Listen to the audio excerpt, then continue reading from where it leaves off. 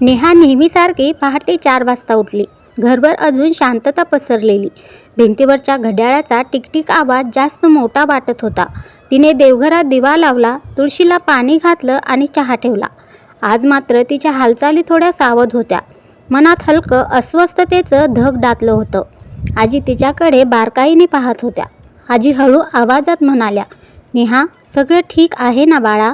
तुझ्या मनात काही आहे ना? नेहा थोडी थांबते, मग डोळ्यात पाणी आणून म्हणते, आजी, मला भीती वाटते की मी त्यांना गमावेन. मी त्यांच्या आणि रियाच्या मध्ये आले का? मी चुकीची तर नाही ना आजी? आजी गंभीर होतात. तेव्हा आजी तिच्या हातावर हात ठेवतात आणि म्हणतात, तू रोहनला प्रेमाने जिंकशील, रागाने नाही. तेव्हा नेहा आजीला विचारते, पण आजी, ते रियावर आजही प्रेम करतात का? नेहाचा तो प्रश्न हवेतच लटकतो. तेवढ्यात रोहन रूममधून येतो. रोहन ऑफिसला निघताना नेहा त्याला डबा देते. तो यावेळी नकार देत नाही. तो फक्त म्हणतो धन्यवाद. नेहाच्या चेहऱ्यावर हलकं हसू येतं. रोहन ऑफिसमध्ये बसलेला, फाईल्स समोर आहेत. तेवढ्यात केबिनचं दार उघडतं. रिया ती नेहमीप्रमाणे आत्मविश्वासाने चालत आत येते. लाल ड्रेस, हलका परफ्यूम, जुनी ओळखीची नजर. ती रोहनच्या समोर येऊन उभी राहते आणि म्हणते, गेस व्हॉट? ती हसत म्हणते. रोहन थोडा अवघडतो. आज माझा बर्थडे आहे, ती आनंदानं म्हणते. क्षणभर त्यांच्या डोळ्यासमोर कॉलेजचे दिवस चमकतात. ते दोघं, कॅन्टीन, स्वप्न आणि अचानक त्याचं तुटणं. तो काही बोलणार इतक्यात फोन वाजतो. स्क्रीनवर नेहा, आजीची तब्येत ठीक नाही, लवकर या. नेहाचे फोनवरील बोलणे ऐकून रोहनच्या छातीत धडधड वाढते. तो पटकन उठतो, गाडीची चावी घेतो. तेव्हा रिया चिडते आणि म्हणते, तुझं आयुष्य म्हणजे फक्त घर का? रोहन पहिल्यांदा तिच्याकडे सरळ पाहतो आणि म्हणतो, हो, कारण तिथेच माझं सगळं आहे. तो निघून जातो. रिया स्थिर उभी राहते, पण तिच्या डोळ्यात हट्ट पेटलेला. तू मला सोडून जाऊ शकत नाहीस. रोहन घरी धावतो. गाडी वेगाने घराकडे धावत होती. रोहनचा श्वास जड झाला होता, रागाचा नाही, काळजीचा. घरासमोर पोहोचताच तो धावत आत येतो. आजी सोफ्यावर बसलेल्या, नेहा त्यांच्या बाजूला गुडघ्यावर बसलेली. रोहनचा आवाज थोडा कापतो. आजी, काय झालं? आजी हलकंसं हसतात आणि म्हणतात, काही नाही रे, थोडी चक्कर आली होती. नेहा लगेच म्हणते, डॉक्टरांना बोलावलं आहे. रोहन नेहाकडे पाहतो. तिच्या डोळ्यात भीती पण जबाबदारीही. तेवढ्यात दारात बेलचा आवाज होतो. रिया आत येते. आजी आणि नेहा दोघी थांबतात.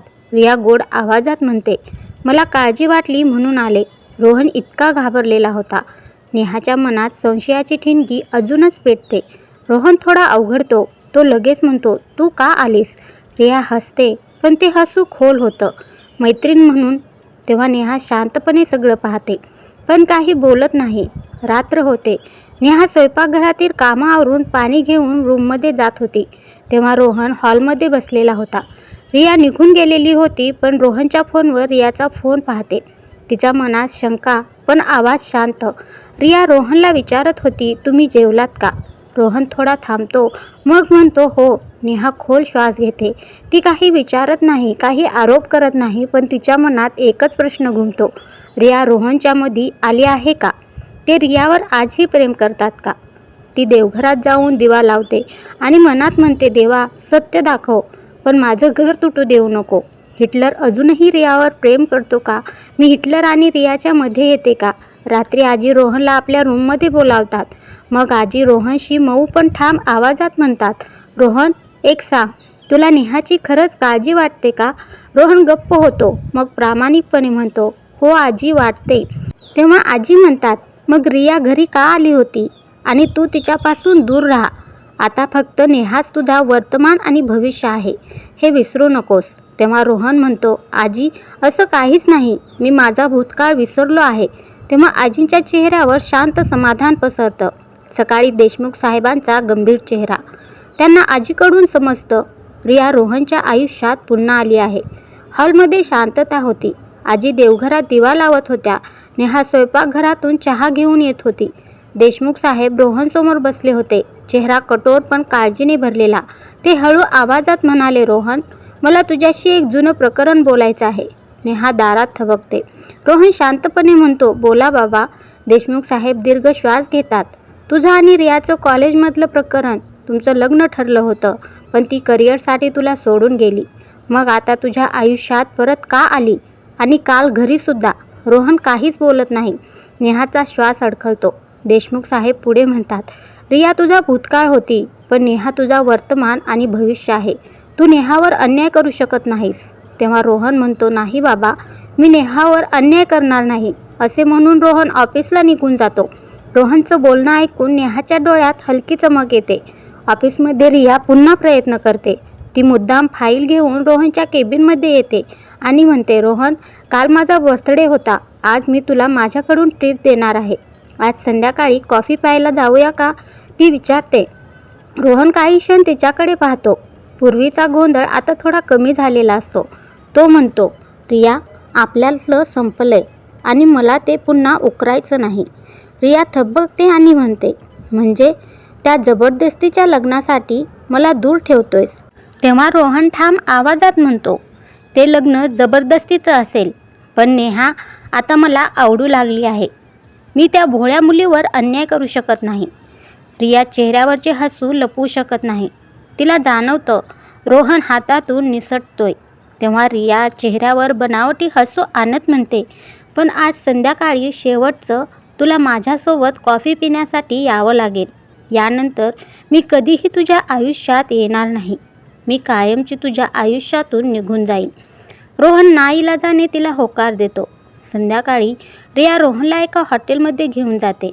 त्या संध्याकाळी रिया वेगळी दिसत असते, आत्मविश्वासाने, जिंकण्याच्या भावनेने भरलेली.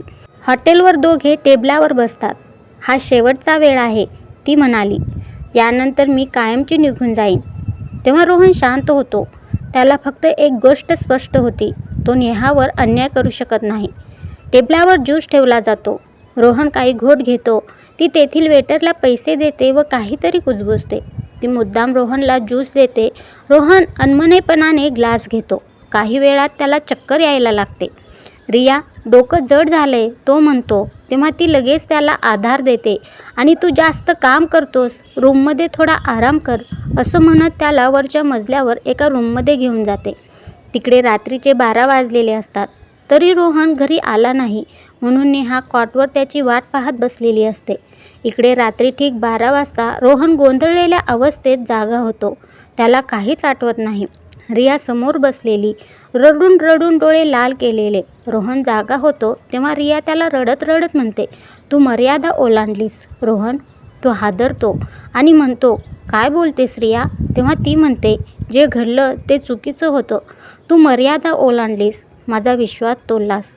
रिया शांत पण धारदार आवाजात म्हणते, मला तू नाकारलंस तर मला जगण्याचा काहीही अधिकार नाही. रोहनचा श्वास अडकतो. रोहनच्या डोक्यात विचारांचा स्फोट होतो. त्याला जाणवतं त्याने स्पष्ट सांगितलं होतं की तो नेहाशी प्रामाणिक राहील. मग हे सगळं कसं? तो स्वतःला सावरतो. तो म्हणतो, मला काहीच आठवत नाही. तेव्हा रिया थंड आवाजात म्हणते, तुला आठवत नसेल पण मला आठवतं. रोहनचा आत्मविश्वास तुटतो. त्याला वाटतं मी खरंच. त्याचं मन अपराधीपणाने भरतं. त्याला स्वतःवरच संशय येतो. पण त्याला हे माहिती नसतं, यात त्याची काहीही चूक नाही. सत्य काहीतरी वेगळं होतं. हा सर्व रियाचा डाव होता. ती त्याला फसवत होती. पुढच्या भागात आपण पाहूया रोहन रियाशी लग्नाला तयार होतो का आणि नेहाचं काय होतं. पुढच्या भागात सत्य, आरोप आणि विश्वासाची खरी परीक्षा.